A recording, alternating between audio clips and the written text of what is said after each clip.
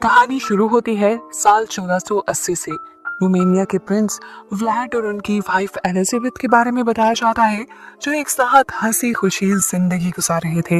व्लाड अपनी वाइफ से बेइंतहा प्यार करता था और आए दिन नए नए गिफ्ट्स भी देता था। आज भी वो एलिजाबेथ के लिए सोने से बना म्यूजिक बॉक्स लेकर आया था। ये लोग मिलकर एंजॉय ही कर रहे थे, लेकिन इनकी ये खुशी ज्यादा देर तक नहीं टिकती, क्योंकि प्रिंस को रात में खबर मिलती है कि मुल्क में जंग छिड़ गई है। हालात बहुत ज्यादा खराब हो गए थे, क्योंकि दुश्मन किले की दीवारों तक पहुंच गए थे। दुश्मनों से लड़ने की तैयारी करता हुआ व्लाड अपने लोगों को हुक्म देता है कि एलिजाबेथ को किसी महफूज महल में ले जाया जाए, और खुद महल छोड़ने से पहले वो पॉप से प्रे करवाता है कि एलिजाबेथ यानी उसकी वाइफ की हिफाजत की जिम्मेदारी गॉड की है। प्रिंस व्लाड अब जंग के लिए निकल गए थे, जबकि दूसरी तरफ प्रिंसेस किसी महफूज महल में जाने के लिए निकल गई थी। दिखाया गया कि जंगल से गुजरते हुए एलिजाबेथ घोड़े पर सवार थी और उसके साथ कुछ और सोल्जर्स भी थे, लेकिन दुश्मनों को पहले ही एलिजाबेथ के खुफिया रास्ते और महल के बारे में मालूम था। दुश्मन दरख्त के ऊपर छुपा बैठा था और इनके आते ही एलिजाबेथ के ऊपर हमला कर देता है। एलिजाबेथ तो हमले से बच जाती है, लेकिन एलिजाबेथ के 2 सोल्जर्स घोड़े से गिर जाते हैं। खतरा महसूस करती हुई एलिजाबेथ आगे भाग जाती है। दूसरी तरफ जंग का सीन दिखाया जाता है। व्लाड अपने फौजियों के साथ मिलकर दुश्मनों का रास्ता रोकने के लिए एक प्लान बनाता है और किले की दीवारों के पास बहुत सारे ऑयल बैरल्स लाकर उन सभी को आग लगा देता है। बैरल्स के ऊपर आग लगते ही बैरल्स को ये लोग पीछे की तरफ धकेल देते हैं। बैरल्स जब दुश्मनों की तरफ जाते हैं तो दुश्मन आग से भागने लग जाते हैं और किले की दीवारों से 1 मिनट में ही दूर हो जाते हैं, जिसके बाद एक खौफनाक जंग शुरू हो जाती है। व्लाड के फौजी आगे दुश्मनों की तरफ बढ़ते हुए बचे हुए दुश्मनों के साथ लड़ना शुरू कर देते हैं। तलवारें चलती हैं, लोगों के सर कटते हैं, लोग गिरते हैं। जंग का मैदान कुछ ही देर में खून की नदी बन जाता है। आखिर प्रिंस व्लाड और उसकी फौज दुश्मनों पर भारी पड़ जाती है, क्योंकि व्लाड का प्लान बहुत ही कमाल का था। कुछ ही देर बाद प्रिंस व्लाड की पूरी फौज अपने दुश्मनों के सर अपने नेज़े पे लगाकर अपने दुश्मन के महल के सामने पहुंच जाते हैं। इससे पहले कि वो अपनी जीत का जश्न मनाते, व्लाड को खबर मिलती है कि एलिजाबेथ पर हमला हो गया है। व्लाड सब कुछ यहाँ छोड़ छाड़ कर एलिजाबेथ के पास भाग जाता है, जबकि दूसरी तरफ दिखाया जाता है कि एलिजाबेथ दुश्मनों से बचने के लिए अपना रास्ता बदल चुकी थी। वो एक बर्फीले एरिया में चली गई थी। बिना सोचे समझे कि आगे क्या खतरे हो सकते हैं, वो तेजी से बस अपना घोड़ा दौड़ा रही थी। जिस एरिया में इस टाइम एलिजाबेथ थी, इस एरिया को फॉरेस्ट ऑफ वुल्व्स का नाम दिया गया था, क्योंकि वहाँ पर बहुत सारे वुल्व्स यानी भेड़िए रहते थे, जिनको पकड़ने और मारने के लिए बर्फ के नीचे बहुत सारे ट्रैप्स भी लगाए गए थे। एलिजाबेथ के फौजियों के घोड़े इन्हीं ट्रैप में फंस कर गिर जाते हैं, लेकिन एलिजाबेथ इनसे बचकर आगे भागती रहती है। फिर आखिर उसका भी घोड़ा जाल में आ फंसता है। घोड़े के साथ वो भी जमीन पर गिर जाती है। दुश्मन उसे आसपास से घेर लेते हैं और ठीक उसी वक्त पर व्लाड यहाँ पे पहुंच जाता है उसे बचाने के लिए। व्लाड उसके बहुत करीबी पहुंचने वाला था, पर व्लाड का घोड़ा भी ट्रैप में फंस गया। व्लाड ने तेजी दिखाई, घोड़े से जंप करते हुए वो भागते हुए एलिजाबेथ तक पहुंचा। एक आदमी जो एलिजाबेथ पर हमला करने वाला था, दूर से व्लाड उसके ऊपर तलवार फेंकता है और गलती से वो तलवार दुश्मन के जिस्म के आर पार होकर एलिजाबेथ को भी लग जाती है। व्लाड चीख उठता है, नहीं! वो भागकर एलिजाबेथ को अपने बाजुओं में उठा लेता है, पर एलिजाबेथ अब मर चुकी थी। एलिजाबेथ का खून व्लाड के हाथों को लाल कर चुका था और व्लाड के आंसू अब बर्फ पर गिर रहे थे। होश में आने के बाद व्लाड फौरन पॉप के पास जाता है। गुस्से और दुख से पागल था इस वक्त वो। उसने पॉप से कहा, गॉड ने मेरी वाइफ की हिफाजत नहीं की और मैं उसके नाम पर जंग लड़ता रहा और लोगों को मारता रहा। वो पॉप का गला पकड़ लेता है और कहता है, अब करो प्रे, करवाओ कोई अपने गॉड से चमत्कार जो मेरी एलिजाबेथ को वापस ले आए। मगर अब कोई कुछ नहीं कर सकता था। पॉप भी जब चुप खड़े रहते हैं तो व्लाड अब गुस्से से भर जाता है और उनके पास ही पड़ा क्रूसीफिक्स उठाकर उनके पेट में स्टैब करते हुए उनका कत्ल कर देता है। जिसके बाद वो ऐसी भयानक हंसी हंसा था कि सब उसकी हंसी से डर गए थे। जोर से चिल्लाते हुए उसने कहा कि अब मैं गॉड को नहीं मानता। इस टाइम तेज हवा चलती है और हम जीसस के स्टैचू से खून के आंसू बहते हुए देखते हैं। व्लाड एक और मर्तबा पागलों की तरह हंसता है और उसकी हंसी से डरकर उसके खास लोग उसे खींचकर चर्च से बाहर ले जाते हैं। और इस टाइम बताया जाता है कि व्लाड अब इंसान नहीं रहा था। वो जानता था कि हर अच्छी सोल को सदियों बाद ही सही लेकिन दोबारा इस दुनिया में आने का मौका मिलता है, और अब उसने फैसला कर लिया था कि वो अपनी वाइफ के दोबारा इस दुनिया में आने का इंतजार करेगा। अब सीन कट हो जाता है और 400 साल बाद हमें फ्रांस का सीन दिखाया जाता है। एक चर्च में एक हम साइकिक डॉक्टर को देखते हैं जो प्रीस्ट से एक खास किस्म के पेशेंट के बारे में बात करने के लिए आए थे। डॉक्टर समझ नहीं पा रहे थे कि आखिर उस पेशेंट को क्या बीमारी है, और उस पेशेंट का ठीक होना बहुत ज्यादा जरूरी था क्योंकि वो पेशेंट क्वीन ऑफ इंग्लैंड की भतीजी थी और क्वीन ऑफ इंग्लैंड उसके लिए बहुत ज्यादा परेशान भी थी। प्रीस्ट उस पेशेंट से मिलने के लिए मेंटल हॉस्पिटल आते हैं। मेंटल हॉस्पिटल में आने के बाद ये लोग एक सीक्रेट दरवाजे से होते हुए एक टनल में जाते हैं। प्रीस्ट को इस पेशेंट मारिया से मिलवाया जाता है। डॉक्टर्स प्रीस्ट को मारिया की हिस्ट्री बताते हैं कि उसने चर्च में जाकर कुछ ऐसा किया था जो उसे नहीं करना चाहिए था, और उसके बाद से वो हिस्टेरिया में चली गई थी। उसे एक ऐसी मेंटल बीमारी हो गई थी जिसकी वजह से वो कंट्रोल से बाहर हो गई थी। उसके इलाज के लिए उसके जब रिकॉर्ड्स मंगवाए गए तो पता चला कि मारिया 1795 में पैदा हुई है। ऐसा होना मुमकिन था ही नहीं। अगर वो सच में 1795 में पैदा हुई थी तो आज उसकी एज 130 साल होनी चाहिए थी, लेकिन दिखने में मारिया सिर्फ 30 साल की लगती थी। डॉक्टर प्रीस्ट से कहते हैं, यही सब तो देखते हुए मैं आपको यहाँ लेकर आया हूँ। मुझे लगता है कि ये डेविल क्रिएचर है। इन सब की बातों के दौरान ही सोई हुई मारिया उठ जाती है। प्रीस्ट अब मारिया के करीब आता है और मारिया से बात करने की कोशिश करता है। मारिया जाती है तो प्रीस्ट उसके बड़े बड़े दांत देख लेते हैं, और यहाँ प्रीस्ट को पता चल जाता है कि मारिया असल में एक वैम्पायर है। प्रीस्ट काफी ज्यादा एक्साइटेड हो चुके थे और वो बताते हैं कि ये पहली वैम्पायर है जो जिंदा पकड़ी गई है। डॉक्टर्स को प्रीस्ट की बात पर यकीन नहीं हो रहा था, तो उन्हें यकीन दिलवाने के लिए प्रीस्ट विंडो खोल देते हैं और विंडो से आती हुई रोशनी मारिया की स्किन जला देती है। और ये बात तो हमें हमेशा से पता है कि सूरज की रोशनी में कभी भी वैम्पायर्स नहीं निकलते, उनकी स्किन जल जाती है, और ये सबसे बड़ी निशानी थी वैम्पायर होने की। इसके बाद प्रीस्ट जब क्रूसीफिक्स मारिया के सामने लेकर आते हैं तो मारिया गुस्से से उस क्रूसीफिक्स को जला देती है। प्रीस्ट जबरदस्ती अब डॉक्टर के असिस्टेंट को पकड़कर उसकी हथेली काटते हुए उसके खून के चंद कतरे मारिया को पिला देते हैं ताकि मारिया थोड़ी कंट्रोल में आ जाए। खून पिलाते हुए ही प्रीस्ट ने नोटिस कर लिया था कि मारिया की गर्दन पर बाइट के निशान थे। इससे प्रीस्ट को पता चला कि मारिया पहले एक इंसान थी और उसे किसी वैम्पायर ने काट कर वैम्पायर बनाया है। प्रीस्ट डॉक्टर को बताते हैं कि चर्च अभी भी उस वैम्पायर की तलाश में है जो सब लोगों को वैम्पायर बना रहा है। ये सब सुनकर मारिया खुद बताती है कि हमारे मास्टर एक प्रिंस हैं जो अपनी प्रिंसेस की तलाश में है, और वो अपनी प्रिंसेस को तलाश करते करते एक दिन यहाँ भी जरूर आएंगे। सीन कट होकर दूसरी तरफ हमें जोनाथन नाम के एक आदमी को दिखाया जाता है जो किसी दूसरे शहर में आया था। इस शहर में पता नहीं क्यों लोग आने से डरते थे।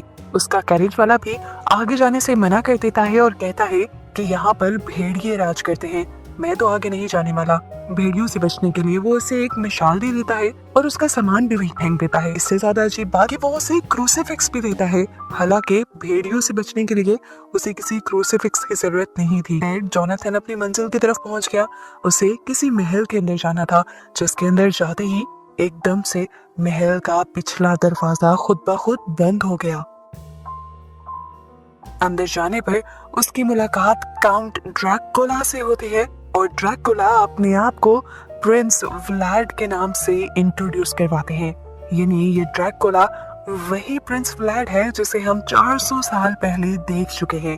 अब अगले सीन में हम ड्रैकुला और जोनाथन को खाने की टेबल पर देखते हैं। वो इस टाइम प्रिंस व्लाड के लिए कोई डील लेकर आया था, जानता नहीं था कि प्रिंस व्लाड एक ड्रैकुला है। वो जब बैग में से कुछ पेपर्स निकाल रहा होता है तो वही कार्ट वाले का दिया हुआ क्रूसीफिक्स उसके बैग से निकलकर नीचे गिर जाता है।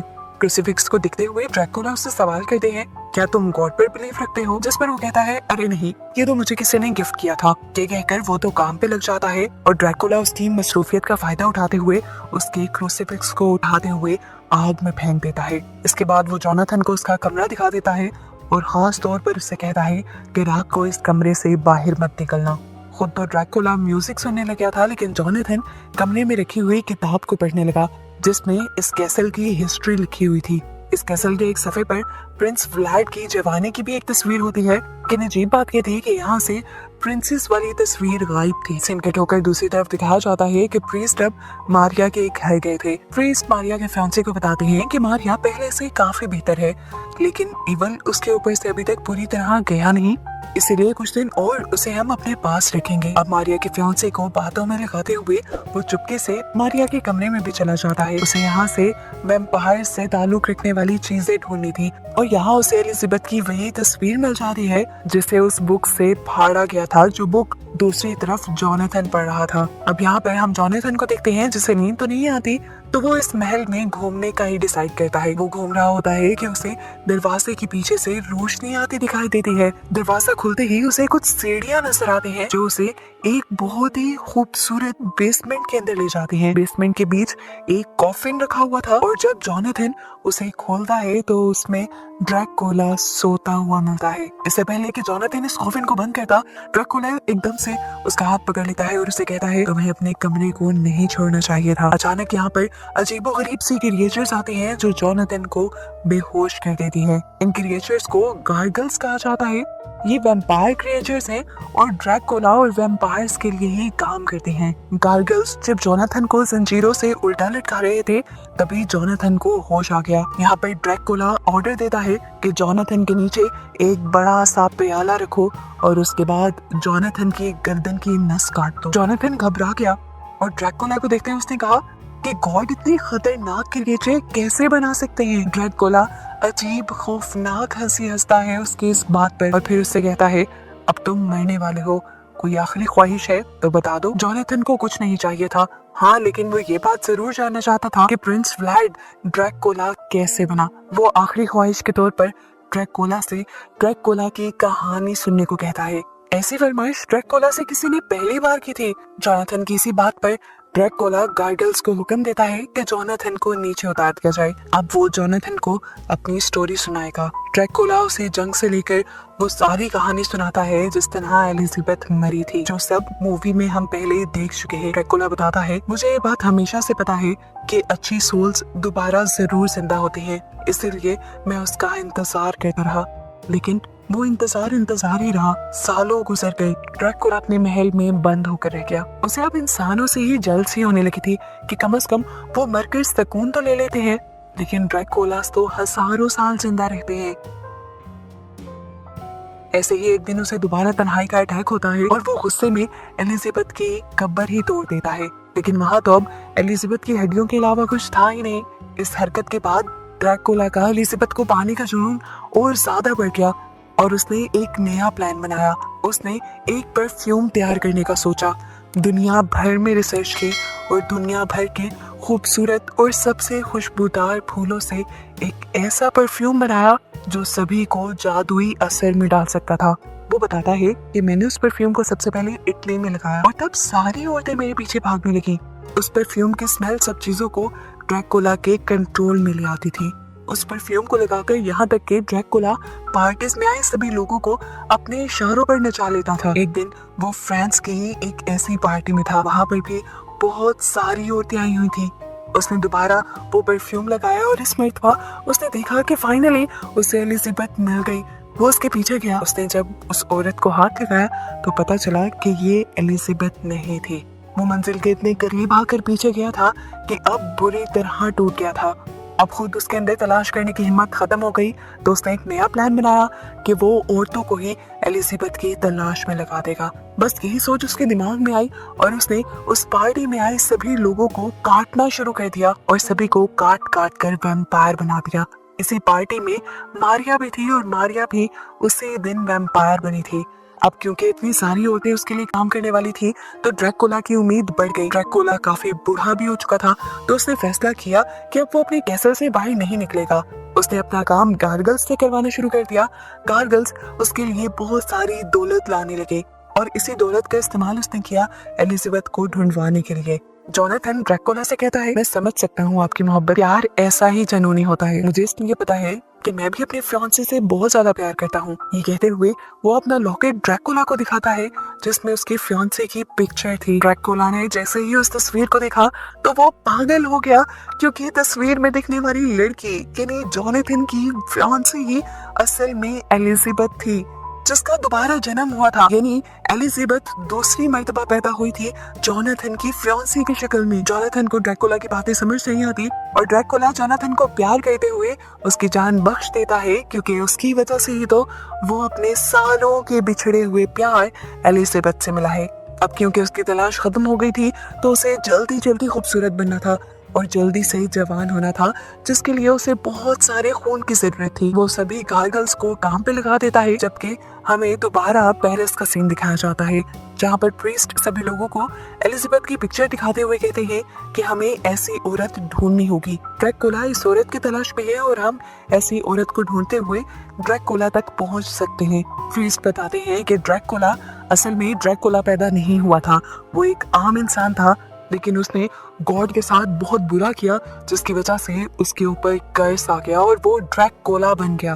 प्रीस्ट बताते हैं कि उनकी होली बुक्स के मुताबिक अगर वो ड्रैकुला को मार दे तो उसके बनाए सभी वैम्पायर्स भी दोबारा से इंसान बन जाएंगे, और अगर ड्रैकुला चाहे और दिल से गॉड से माफी मांगे तब भी गॉड उस कर्स को न सिर्फ ड्रैकुला के ऊपर से खत्म कर देंगे, बल्कि ड्रैकुला ने जिन जिन को वैम्पायर बनाया है उन सब पे से भी वो कर्स खत्म हो जाएगा। अब एलिजाबेथ की पिक्चर यहाँ पे खड़ा हुआ डॉक्टर का असिस्टेंट देखता है और कहता है, अरे क्या कोइंसिडेंस है, बिल्कुल ऐसी ही शक्ल की एक औरत वेटिंग एरिया में आई है मारिया से मिलने के लिए। मारिया और वो लड़की बहुत अच्छे दोस्त थे और हमें पता है कि वो लड़की है जोनाथन की फियांसे। नेक्स्ट सीन में दिखाया जाता है कि ड्रैकुला एक फकीर का भेष बनाते हुए चर्च के अंदर घुस आता है। अंदर आते ही वो अपना वही जादुई परफ्यूम लगाता है, जिसकी वजह से सारी नन्स उसके आगे पीछे पागल हो जाती है और वो आखिर सबका खून पीने लग जाता है, क्योंकि उसे ज्यादा सा खून पीकर जवान जो होना था। सीन कट होकर ड्रैकुला के कैसल में हम जोनाथन को देखते हैं, जो अपनी जंजीरें तोड़वा चुका था और एक ब्लैंकेट के जरिए यहाँ से भागने की कोशिश कर रहा था, लेकिन तभी यहाँ पर एक गार्गल आ गया और उसने जोनाथन के ब्लैंकेट को ही काट दिया, जिसकी वजह से जोनाथन नीचे जाकर गिरता है, लेकिन किस्मत से वो बच जाता है। इस टाइम जहाँ पर वो गिरा था वो एक समुंदर था, लेकिन सर्दियां होने की वजह से वो बर्फ में बदला हुआ था। जोनाथन उसी पर भागने लगा। गार्गल्स भी उसे पकड़ने के लिए पीछे आ रहे थे, लेकिन उनके पाँव के नीचे से बर्फ टूटने लगी। कुछ गार्गल्स अंदर डूब गए और इसी डर में बाकी गार्गल्स जोनाथन के पीछे नहीं आए और इस तरह वो अपनी जान बचाकर वहां से भाग निकला। सीन कट होकर दिखाया गया कि ड्रैकुला फाइनली अब उस मेंटल हॉस्पिटल में आ गया था जहां पर मारिया थी। इस टाइम वो जवान होकर आया था, बिल्कुल पहले वाला प्रिंस व्लाड लग रहा था। वो जवान, खूबसूरत और हैंडसम। वो अपना जादुई परफ्यूम लगाते हुए यहाँ पर सबको कंट्रोल करता है और मारिया के रूम तक पहुंच जाता है। वो मारिया से बहुत ज्यादा खुश था, क्योंकि मारिया ने ही असल में मीना से दोस्ती की थी, उस लड़के से दोस्ती की थी जिसके अंदर एलिजाबेथ की सोल है। मारिया को इनाम के तौर पर वो डॉक्टर के असिस्टेंट को मारते हुए मारिया को उसका खून देता है, जिसके बाद वो मारिया को यहाँ से भगा कर ले जाता है। सुबह में प्रीस्ट और डॉक्टर को ये पता चलता है कि मारिया उनके हॉस्पिटल से गायब हो चुकी थी और डॉक्टर का असिस्टेंट अब वैम्पायर बन चुका था। ये देखते हुए प्रीस्ट समझ जाते हैं कि ड्रैकुला यहाँ आया था वो भी एलिजाबेथ को ढूंढने। वो भी जानते हैं कि मीना ही एलिजाबेथ है, इसलिए अब समझ गए कि मीना की जान भी खतरे में है। सीन कट होकर हमें मीना को दिखाया जाता है। मारिया उससे मिलने के लिए आई थी। मीना हैरान थी कि इतनी जल्दी मारिया बिल्कुल ठीक भी हो गई। मारिया उसे गले लगाती है और कहती है, हाँ देखो मैं बिल्कुल ठीक हो गई हूँ, डॉक्टर्स ने मुझे डिस्चार्ज भी कर दिया है, चलो इसी खुशी में पार्टी करते हैं। मारिया उसे जानबूझकर उसी होटल में लेकर आई थी जहाँ पर ड्रैकुला पहले से ही था और मीना को पहली नजर देखते ही ड्रैकुला का वक्त जैसे थम सा गया। उसकी आंखों से आंसू बहने लगे। वो अपने पर कंट्रोल ना रख सका और खुद ब खुद मीना के पास पहुंच गया। वो मीना के हाथ पर जब किस करता है तो मीना को भी पास के वियन आने लगते हैं। मीना गड़बड़ा सी जाती है और अपना हाथ छुड़वा कर वहाँ से भाग जाती है। मीना अभी तक इसी होटल के अंदर एंजॉय कर रही थी। ड्रैकुला उसका पीछा करता रहा। मीना को पता नहीं चला। वो हॉन्टेड हाउस के अंदर गई और वहां जाकर डर गई और तभी ड्रैकुला ने उसे फौरन पीछे से आकर पकड़ लिया। इसके बाद मीना शूटिंग बूथ पर गई और ड्रैकुला ने वहां पर उसे बंदूक चलाना सिखाई। इस टाइम भी मीना को पास्ट के बहुत से वियंस आए थे। मीना इन वियंस को बार बार झटक रही थी क्योंकि उसे ऐसे किसी बातों पर यकीन नहीं था। ड्रैकुला उससे बार बार एलिजाबेथ कहकर पुकारता है और काफी सारी बातें करता है। उसे याद दिलवाने की कोशिश करता है कि वो कभी एलिजाबेथ हुआ करती थी, लेकिन मीना को कुछ याद नहीं आता और वो यहाँ से चली जाती है। अब ड्रैकुला उसके पीछे पीछे उसके होटल रूम में भी आ जाता है और उसे वही म्यूजिक बॉक्स गिफ्ट करता है जो उसने मूवी के स्टार्ट में एलिजाबेथ को गिफ्ट किया था। इसका गाना सुनते सुनते मीना को पुरानी काफी सारी यादें याद आ गई, लेकिन इस टाइम उसे शक हुआ कि कहीं ड्रैकुला उसके ऊपर जादू तो नहीं कर रहा। ड्रैकुला उसे सच बता देता है कि उसके पास एक ऐसा परफ्यूम है जिससे वो सबको अपने वश में कर लेता है, लेकिन वो वादा करता है कि मैंने ना कभी तुम पर इस्तेमाल किया और ना ही मैं करूंगा। ये कहते ही उसने वो परफ्यूम आग में डाल दिया, क्योंकि ये परफ्यूम उसने बनाया ही सिर्फ एलिजाबेथ को ढूंढने के लिए था। मीना अब कंफ्यूज हो जाती है और यहाँ से भाग जाती है। घर जाते ही वो देखती है कि उसका फियांसी जोनाथन घर आ चुका था, जो काफी बुरी हालत में था। प्रीस्ट और डॉक्टर उसका इलाज कर रहे थे। प्रीस्ट अब मीना को सारी बात बताता है कि जोनाथन एक ड्रैकुला से बचकर आया है, जो ड्रैकुला परफ्यूम से अपने लोगों को कंट्रोल करता है और उनको बाद में काट कर वैम्पायर बना देता है। मीना कंफ्यूज हो चुकी थी, यानी ड्रैकुला जो सब कुछ कह रहा था वो सच था। कंफ्यूज होकर वो जोनाथन को छोड़कर रूम में चली गई। उसने दोबारा म्यूजिक बॉक्स खोला और गाने सुनते हुए उसे सारे वो पुराने वियंस याद आ गए।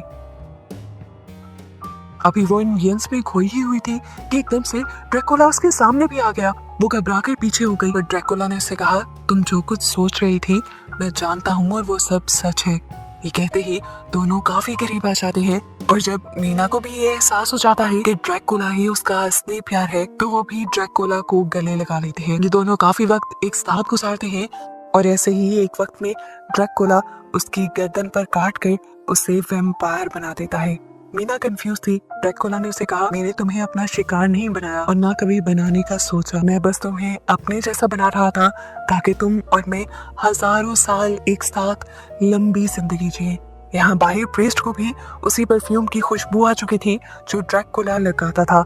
प्रीस्ट समझ गया कि ड्रैकुला यहीं पे है और वो जैसे ही मीना के रूम में जाते हैं तो देखते हैं कि अब वहां से मीना भी गायब थी और वो समझ गए कि ड्रैकुला जरूर यहाँ आया था और वो मीना को लेकर चला गया। सीन कट होकर हमें मारिया को दिखाया जाता है जो अपने फियांसे के पास थी और वो अपने फियांसे को बातों में लगाकर उसे काट कर वैम्पायर बनाने की कोशिश में ही थी, लेकिन वक्त पर प्रीस्ट आ गए और प्रीस्ट ने उसके फियांसे को बचा लिया। मारिया गुस्से से पागल हो गई अपना प्लान फेल होता देखकर। गुस्से में वो प्रीस्ट को मारने के लिए प्रीस्ट की तरफ बढ़ी। इससे पहले कि वो कुछ कर देती, जोनाथन तलवार से उसका सर काट देता है। उसका सर और जिस्म बिल्कुल अलग अलग हो गए थे, फिर भी उसका जिस्म बहुत तेजी से हिलता रहा। प्रीस्ट समझ गए कि ऐसे वो नहीं मरने वाली, इसीलिए वो अपना क्रूसीफिक्स उठाकर उसके दिल के अंदर स्टैब कर देते हैं और तब जाकर उसकी जान खत्म होती है। सीन कट होकर हमें रोमानिया का सीन दिखाया जाता है जहाँ कैसल में आज काफी हलचल थी। दो कॉफिन निकाल कर कैसल के अंदर लेकर आए जाते हैं जिसके अंदर ड्रैकुला और मीना थे। कारगिल उन्हें मिलते हैं और वो लोग मीना का बहुत अच्छे से वेलकम भी करते हैं। मीना के लिए उन्होंने एलिजाबेथ के कपड़े भी तैयार किए हुए थे जिसे मीना पहन लेती है। इससे पहले कि ये लोग अपनी खुशी के अंदर मगन हो जाते, इसी वक्त प्रीस्ट और उसकी टीम अपने सोल्जर्स के साथ इस कैसल पर हमला करने के लिए पहुंच जाते हैं, क्योंकि प्रीस्ट का मिशन था ड्रैकुला और उसके वैम्पायर बनाए सभी लोगों के ऊपर से उस कर्स को उतारना जो कर्स ड्रैकुला के ऊपर था। कैसल पर हमला करने के लिए बहुत सारे सोल्जर्स आए थे, बहुत सारी तोपें और गोलियां चलती हैं यहाँ पर और इन सोल्जर्स से आकर गार्गल्स लड़ते हैं। यहाँ पर एक भयानक जंग शुरू हो जाती है और मीना इस सब से काफी ज्यादा घबरा जाती है। ड्रैकुला मीना को समझाते हैं कि कुछ नहीं होगा, तुम यहाँ अंदर ही रहना, मैं कुछ देर में आता हूँ। ये कहते हुए तलवार लेकर ड्रैकुला बाहर निकल आया और अपनी तेज तलवार को घुमाते हुए उसने चंद ही सेकंड में अपने सामने आने वाले सभी सोल्जर्स को मार दिया।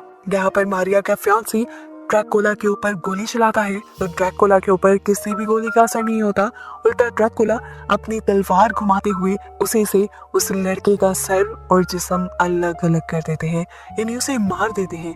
इस टाइम पर डरते हुए प्रीस्ट ड्रैकुला के पास आते हैं। वो ड्रैकुला से कहते हैं, तुम ऐसे इन लोगों को मत मारो। ड्रैकुला कहता है, मैं भी किसी को मारना नहीं चाहता और ना ही मैं अब किसी को वैम्पायर बनाऊंगा। मैंने जो भी किया बस अपनी वाइफ एलिजाबेथ को पाने के लिए किया। और प्रीस्ट उसे बताते हैं कि उसको पाने के लिए तुमने काफी सारे लोगों को वैम्पायर बना दिया और अब तुम नहीं जानते कि वो वैम्पायर्स कैसी तबाही मचाएंगे इस दुनिया में। इनकी बातों के दौरान अंदर से मीना की चीख सुनाई देती है। ड्रैकुला भागकर मीना के पास आता है और मीना को गले लगा लेता है। यहाँ पर मीना और ड्रैकुला आपस में प्यार की बातें करते हैं और मीना ड्रैकुला से कहती है, मुझे छोड़कर कभी मत जाना। तब ड्रैकुला भी उसे कहता है, कभी नहीं जाऊंगा। ये लोग बात कर रहे थे कि प्रीस्ट ने दोबारा ड्रैकुला को बताया और कहा कि तुम्हें वो करना चाहिए जो सही है। तुम अगर वो करोगे जो सही है तो तुम अपने मकसद को भी पा लोगे। दूसरी दुनिया में तुम्हें तुम्हारी वाइफ एलिजाबेथ भी मिल जाएगी और यहाँ ये दुनिया भी सेफ रहेगी। ड्रैकुला इस टाइम प्रीस्ट की बात मानते हुए गॉड से माफी मांग लेते हैं और इसी टाइम फिर प्रीस्ट ड्रैकुला के दिल के अंदर अपना क्रूसीफिक्स स्टैब कर देता है। मीना कमरे के अंदर से जब ये सब देखती है तो टूट जाती है। वो खींचते हुए ड्रैकुला की बॉडी को अंदर ले आई। अपना प्यार मिलने के बाद वो इस तरह उसे जाता हुआ नहीं देख सकती थी। आखिरी मर्तबा ड्रैकुला ने उससे प्यार का इजहार किया और ड्रैकुला की बॉडी बूढ़ी होते होते राख में बदल गई और यहाँ से उड़ गई। मीना रोते रोते पागल हो गई और जोनाथन मीना को किसी दूसरे के लिए इस तरह रोते हुए देखकर टूट गया।